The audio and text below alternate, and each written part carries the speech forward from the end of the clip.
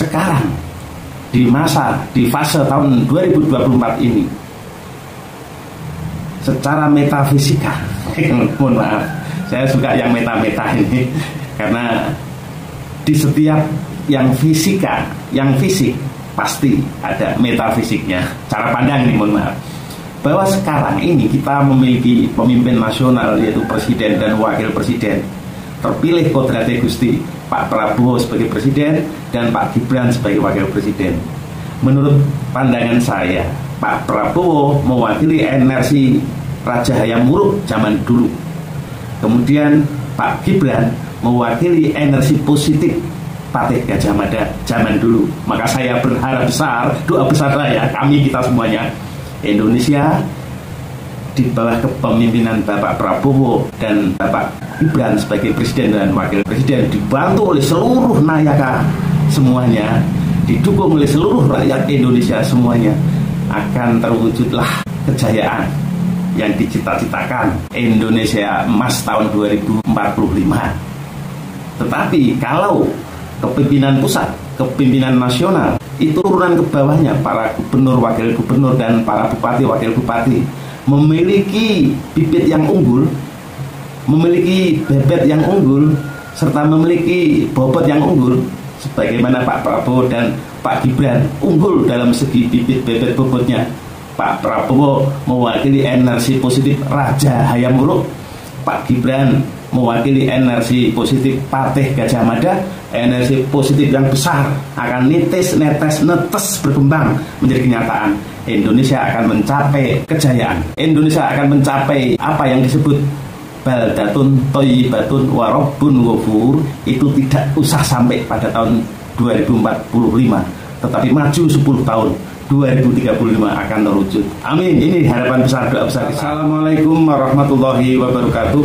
Pemirsa channel Bunder Wali Songo dimanapun berada, di video ini saya ingin mengajak panjenengan semua ngobrol santai, membicarakan tentang pilkada serentak yang akan digelar pada hari Rabu Pon tanggal 27 November tahun 2024, 4 hari lagi, dimana saya ingin bersama panjenengan semua nanti boleh menuliskan di komentar pendapat panjenengan dengan fokus pembicaraan, perlukah rakyat Indonesia, masyarakat bangsa Indonesia di berbagai daerah memilih pemimpin langsung dalam pilkada serentak nanti, memilih gubernur di provinsi seluruh Indonesia dan memilih bupati di kabupaten-kabupaten di seluruh Indonesia. Masihkah kita, perlukah kita memilih pemimpin dengan kriteria pemimpin yang kita pilih harus unggul dalam segi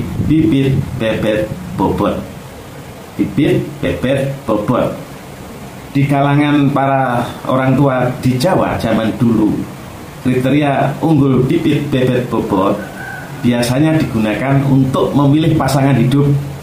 Seorang perempuan dipilihkan oleh orang tuanya calon suami yang unggul bibit, bebet, bobotnya. Tetapi menurut saya, ya, pandangan saya, negeri tercinta Indonesia ini pada tahun 2024 ini adalah fase, masa untuk memulai mewujudkan Nusantara baru, Indonesia maju dengan nuansa yang benar-benar baru. Tetapi barunya ini adalah dulu pernah mengakar, menguat, mewarnai perjalanan sejarah bangsa Indonesia, terutama di Kerajaan Majapahit zaman dulu, yaitu berjayanya Majapahit adalah dalam masa pemerintahan Raja Hayam Wuruk dan Patih Gajah Mada. Majapahit mengalami kejayaan. Sekarang di fase tahun 2024 ini,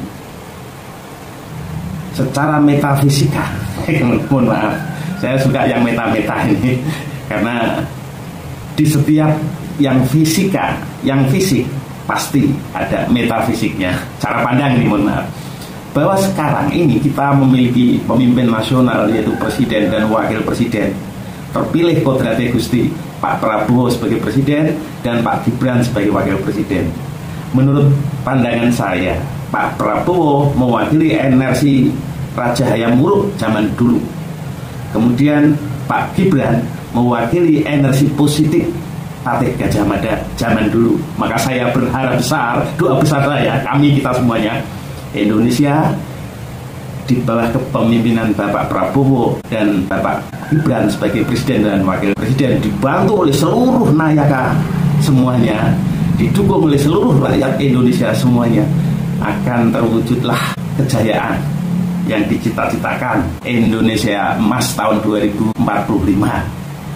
Tetapi kalau kepimpinan pusat, kepimpinan nasional itu turunan ke bawahnya, para gubernur, wakil gubernur, dan para bupati, wakil bupati memiliki bibit yang unggul, memiliki bebet yang unggul, serta memiliki bobot yang unggul, sebagaimana Pak Prabowo dan Pak Gibran unggul dalam segi bibit bebet bobotnya.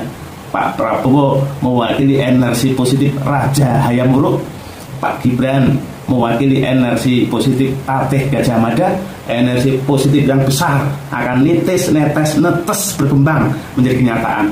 Indonesia akan mencapai kejayaan. Indonesia akan mencapai apa yang disebut baldatun thayyibatun wa rabbun ghafur. Itu tidak usah sampai pada tahun 2045, tetapi maju 10 tahun, 2035 akan terwujud. Amin. Ini harapan besar, doa besar kita. Saat itu tahun 2030 akan sudah mewujudlah sabdo para sepuh, Nusantara bakal dadi mercu swaring donya dikawiti saka Demak. Ini saya dari Demak, berharap besar, berdoa, mendoakan Nusantara baru, Indonesia maju, mencapai kejayaannya pada tahun 2030.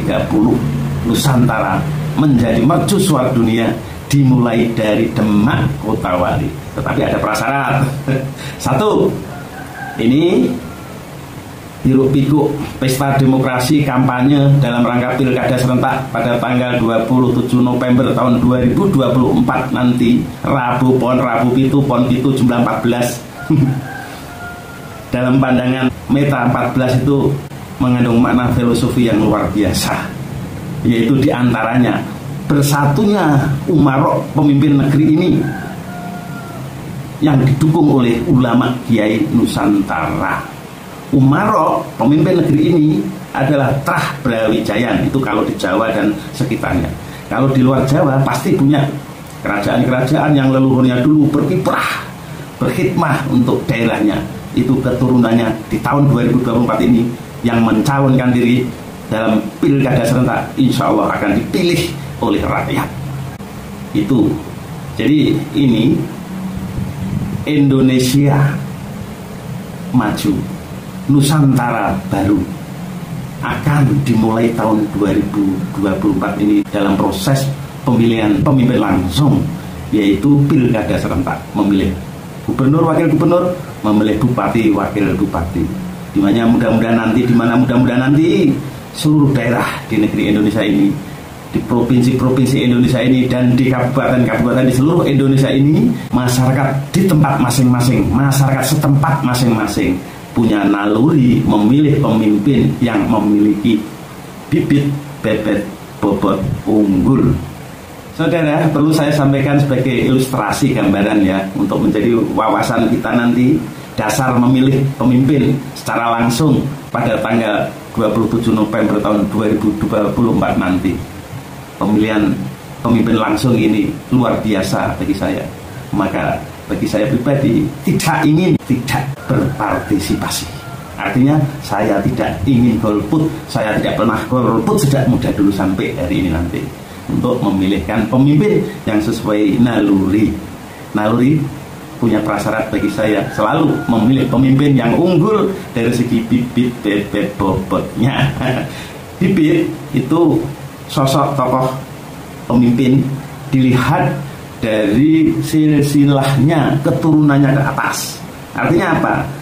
Seorang calon pemimpin pasti punya bapak, orang tua, bapak ibu, itu dilihat. Bapak ibu itu punya mbah buyut canggah wareng, munggah mendukur, ilal muntaha.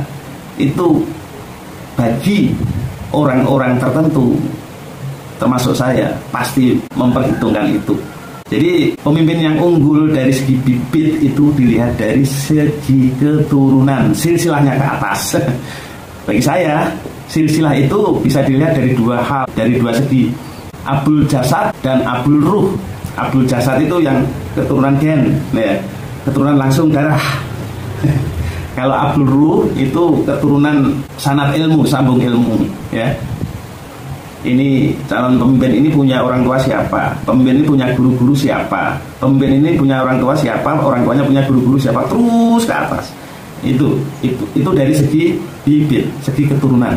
Keturunan ada dua segi, keturunan jasad, Abul Jasad, keturunan gen yang dites DNA itu pasti identik.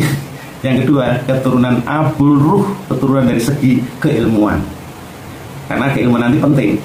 Terus dari segi bebet, bibit, bebet itu kualitas seseorang calon pemimpin dilihat dari status sosial dan ekonomi. Status sosial ya, kedudukannya di masyarakat itu terhormat apa tercela, kayak ini ngapusi apa jujur, pengabdiannya bagaimana, itu status sosial. Dan status ekonomi tentu penting kita jadikan pertimbangan. Nyalon itu wonge ekonomi wis kuat apa durung. Dari segi ekonomi, keluarganya itu kuat ekonomi atau lemah, atau cukup dipaksa-paksakan sehingga dalam nyalon itu terus amburadul, tadi utang ke sana kemari. Tentu ini penting, akan memengaruhi nanti setelah jadi misalnya ya.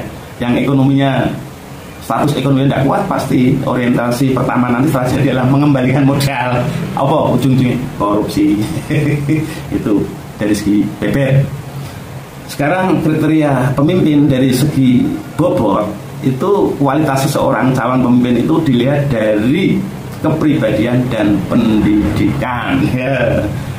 Kepribadian, ya, kriteria ukuran pertama kepribadiannya itu dilihat dari ramah tamah, apa sombong, takabur, suka membesarkan diri, besar diri, tawadhu karo masyarakat, dengan masyarakat itu ramah tamah, membaur cair dalam suasana apapun, dalam kegiatan apapun, itu bisa dilihat.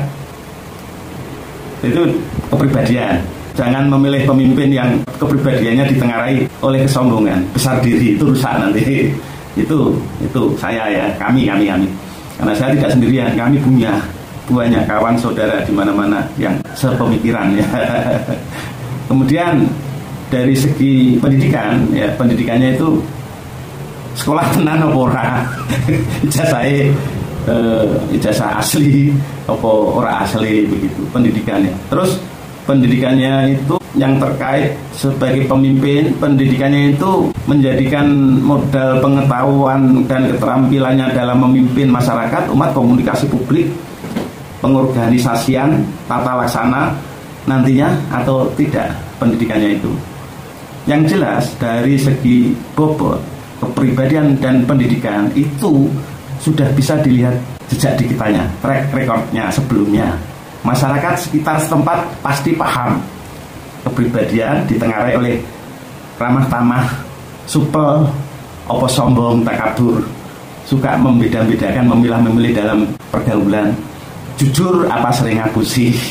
Itu kepribadian. Monggo nanti masyarakat dimanapun, saudara-saudaraku yang mencintai negeri ini, Nusantara Baru dan Indonesia Maju, ayo diselaraskan dari kepemimpinan pusat Pak Prabowo dan Pak Gibran sebagai Presiden dan Wakil Presiden Republik Indonesia. Kalau menurut pandangan meta saya, itu sudah pernah saya upload di channel ini tentang Pak Prabowo itu, istilah saya kalau boleh menyebut itu titisane Sang Prabu Hayam Wuruk, sedangkan Pak Gibran itu titisane Sang Mahapatih Gajah Mada. Dari zaman dulu Hayam Wuruk dan Gajah Mada dulu Majapahit pernah berjaya luar biasa. Kami berharap, harapan besar kami, energi positif yang dahsyat berapa ratus tahun yang lalu bisa netes dan netes di Nusantara ini di bawah kepemimpinan Presiden dan Wakil Presiden RI yang sekarang, Bapak Prabowo Subianto dan Bapak Gibran Raka Buming Raka. Jadi nanti silakan para pemirsa menuliskan komentar yang positif saja ya. Karena sekarang ini kita ingin kuat membangun negeri ini bersama-sama. Kita cari hal-hal yang positif saja, kita hindari hal-hal yang negatif, termasuk komentar-komentar negatif. Ini saya benar-benar bahagia dalam hiruk pikuk pesta demokrasi pilkada serentak yang akan digelar pada hari Rabu Pon tanggal 27 November tahun 2024 ini. Hiruk pikuknya sudah selesai masa kampanye, sudah mulai memasuki masa tenang. Lah masa tenang inilah ayo kita semuanya memikirkan, merenung-renung, memikirkan, memilih pemimpin yang memiliki kriteria unggul dalam segi bibit, bebet, dan bobotnya. Dan mudah-mudahan itu bagian dari ikhtiar kita untuk membela negeri ini, bangsa ini. Nusantara baru Indonesia maju akan mencapai baldatun thayyibatun wa rabbun ghafur. Tidak perlu jauh-jauh sampai 2045, tapi 2030 sudah mewujud. Indonesia emas tidak harus sampai 2045, tapi maju 10 tahun. Ditandai saat itu Nusantara menjadi mercusuar dunia. Bangsa-bangsa lain di dunia ini ingin belajar hidup, cara hidup, bagaimana hidup yang baik, berdatangan ke Indonesia.